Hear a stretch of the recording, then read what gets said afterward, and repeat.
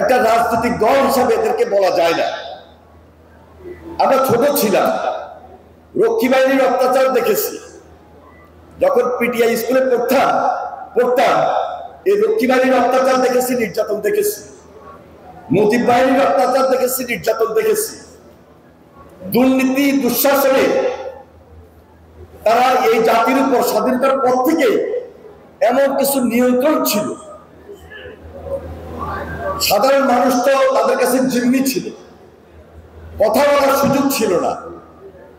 ৭৪-এর দুর্ভিক্ষ, যারা জাগদল করেছেন, যারা মোস্ট সিনিয়র, তারা সেই দুর্ভিক্ষের কাহিনী সম্পর্কে খুব বেশি অবগত। তবে এই প্রজন্ম ২০২৪ দেখেছে, গত ১৭ বছর দেখেছে। এই প্রজন্মকে আমি নতুন করে বলে দেওয়ার প্রয়োজন নাই, কারণ তারা এত এক্সপার্ট, এত অ্যাডভান্স, এত ভালো জানার চেষ্টা করে, অতীত ইতিহাসকে ধারণ করে, অতীত ইতিহাস জেনে তারা এই প্রজন্ম এখন রাজনীতি করছে তারেক রহমানের নেতৃত্বে। কারণ গত ১৭ বছর তারেক রহমান বিদেশে অত্যাচারিত, নির্যাতিত, সাজাপ্রাপ্ত হয়ে থাকলেও সরাসরি প্রত্যক্ষভাবে আমাদের আন্দোলন সংগ্রামে গাইড করেছে। শুধু দলকে একত্রিত করেন নাই, দেশকে একত্রিত করেছেন, সকল রাজনৈতিক দলকে একত্রিত করেছেন। আপনাদের ধারণা আছে, আপনাদের জানা আছে, আপসীন দেশনেত্রী বেগম খালেদা জিয়া শুধু ১৭ বছরেই নয়, তিনি স্বৈরাচার এরশাদের বিরুদ্ধে ৯ বছর লড়াই করেছেন, সংগ্রাম করেছেন।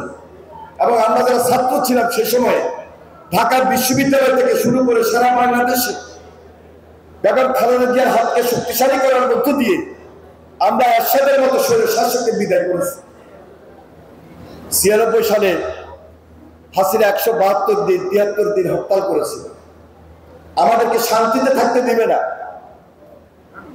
এমন ভাবে অত্যাচার নির্যাতন করে এই দেশের প্রশাসন, এই দেশের পুলিশ, তাদের নেতা কর্মী এবং সর্বশেষ জুলাই আন্দোলন পর্যন্ত ১৭ বছর সহ হেলমেট বাহিনীকে দিয়ে, ছাত্রলীগ সন্ত্রাসীদেরকে দিয়ে যেভাবে অত্যাচার নির্যাতন করেছিল, আজকে ৫ তারিখের পরে আমি মনে করি সেই অধ্যায়টি সবাই ভুলে যাওয়ার কথা নয়।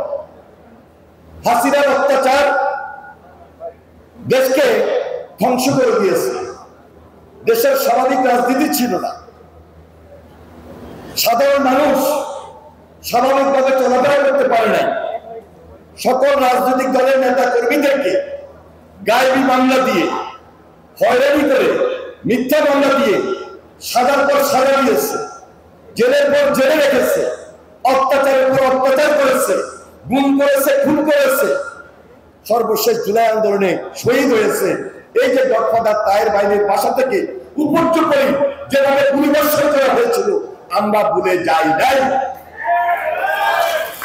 তবে আজকে ৫ তারিখের পর, ৫ আগস্টের পর প্রায় ১ বছরের একটু বেশি হয়েছে, সকল রাজনৈতিক দল ঐক্যের জায়গায় খুব ভালোভাবে আছি, যে ঐক্যটা নিয়ে ফ্যাসিবাদের বিরুদ্ধে লড়াই করেছি সেই জায়গায় আছি।